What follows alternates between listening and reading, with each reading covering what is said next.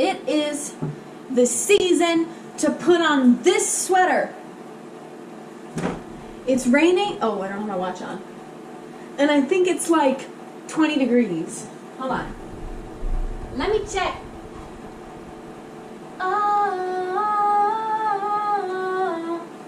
miscalculated. It's 17. It's 17 degrees out. 17 Celsius, guys. I'm changing my life. It's raining. I was in Peoria last night because I do meetings on Monday nights for the Great Banquet Retreat, because I'll be speaking there.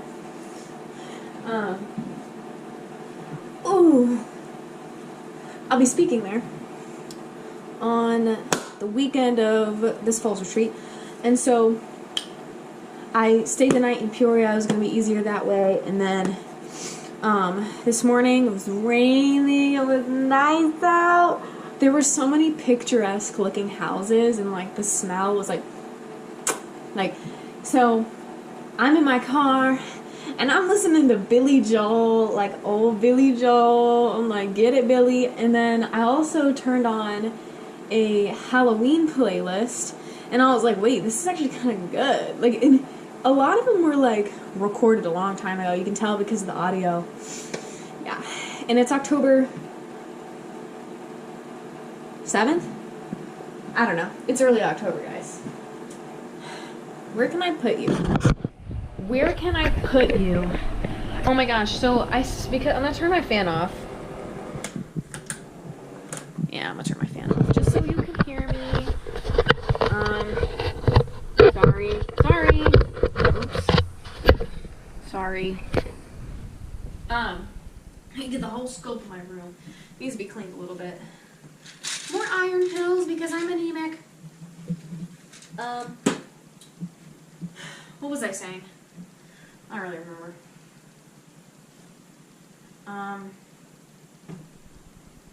What was I talking about? Hold on. Saying October, and then I was in Peoria. Billy Joel, Halloween. Oh gosh, I lost it. That's how quick I lose stuff in my brain. Oh well. Uptown girl, she's been living in her uptown world. That's such a good song. If you have never listened to Billy Joel, listen to Uptown Girl. Oh, I know what I was gonna say. So, I stayed the night at my house last night, like my house in Peoria, and I woke up a couple of times. It's just so weird, not knowing where I am, because I was like, something's not right. In my brain, I was expecting to wake up and look over and see this, and that's not at all what I saw. Or I remember being like, crap, I forgot to turn on my fan. Dang it, my fan's not on. And then when I woke up for real in the morning, I was like, well, of course I forgot to turn off my fan. My fan's in Bloomington. So it's just a funny moment where I was like, it's weird that you don't have a solid conscience. And I thought it was funny. I don't know. It's funnier in my head. Maybe I shouldn't have said it out loud. My hoodie. Guess what year I graduated? 2022. One day, my kids are gonna be like, "That's so long ago." I mean, even now, I'm like, "Oh my gosh, that was because it's 2025. That was 3 years ago. Was it? Wow. Well, I guess it's because it's going to be 2026 somewhat soon. Finally, I've been waiting to get these sweats back, girl. They've been at my parents' house. I like these sweats. They're from Target. And yeah, so guys, I have a friend, and I was just thinking about this the other day, how it's funny when I say when I talk about my friends, because they're a range of different ages and people and stuff, and so I'm saying, oh, my friend, and he's 30. 31. But, and he has a wife and kids. And they're all my friends. His wife's my friend. His kids are my friends. All my friend! And she's like 13. So anyways, he sent me like a snippet of a sermon that he was putting together. And it just blew my mind. Like literally blew my mind. And I was like, oh my gosh, this is so good. Let's see. So he ended up emailing me like his whole document that he typed up, but he texted me like a snippet, which is really like a big chunk. I've been thinking a lot about the way people talk about dating and relationships, especially that line you hear all the time, he can't lead me. Number one, he can't lead me, the flawed premise.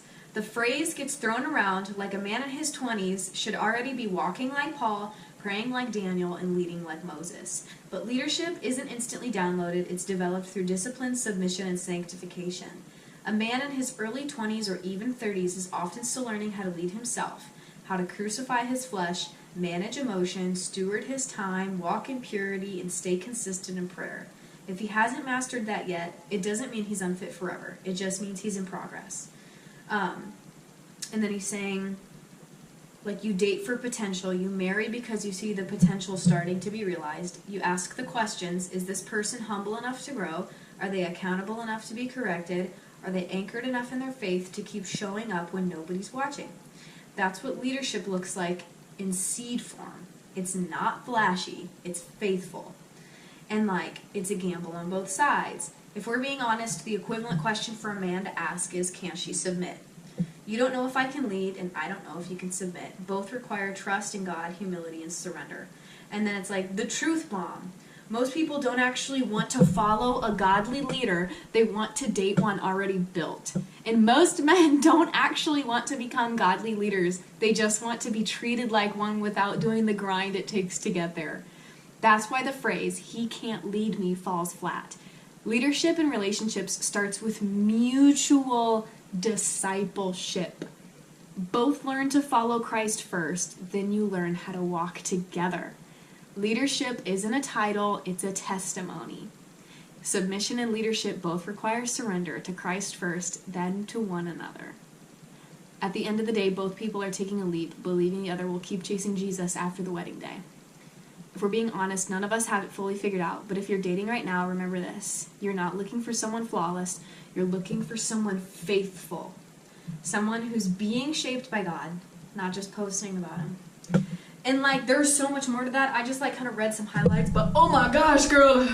Whoop. Like, that was insane. Like, I mean, how many times have I told like my friends that are girls, like, you want someone that can lead you, you want someone that's mature.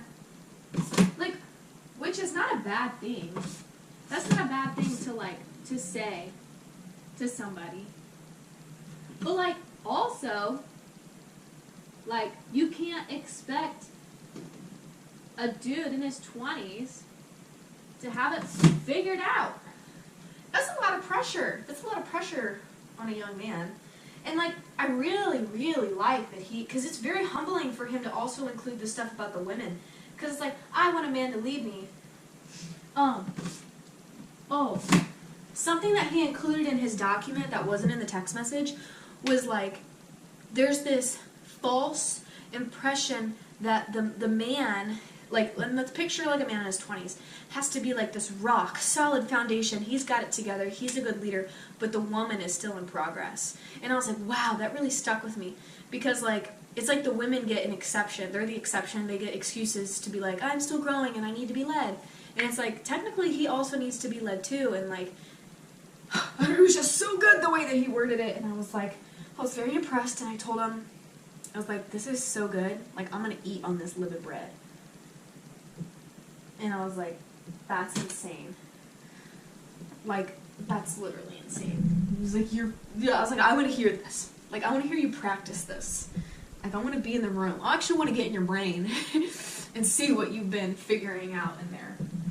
That's what I want. I just thought it was so good.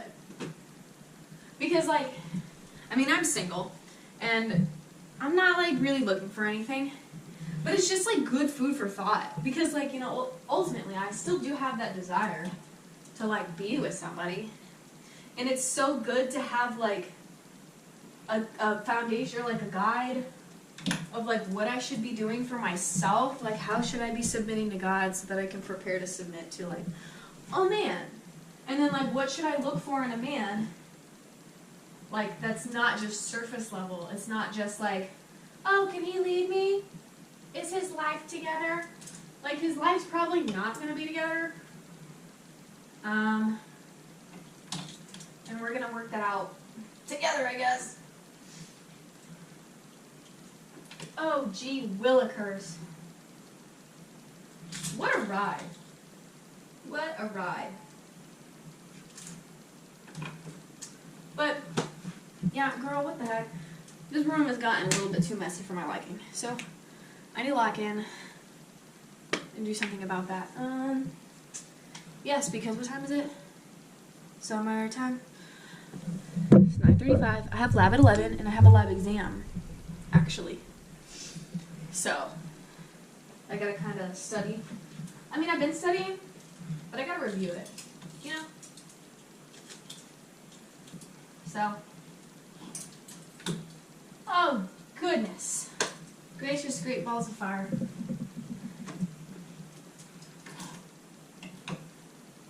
Well, thanks for listening to my chit-chat. I'm having a really great morning so far. I got coffee with my mom, and the weather's just awesome.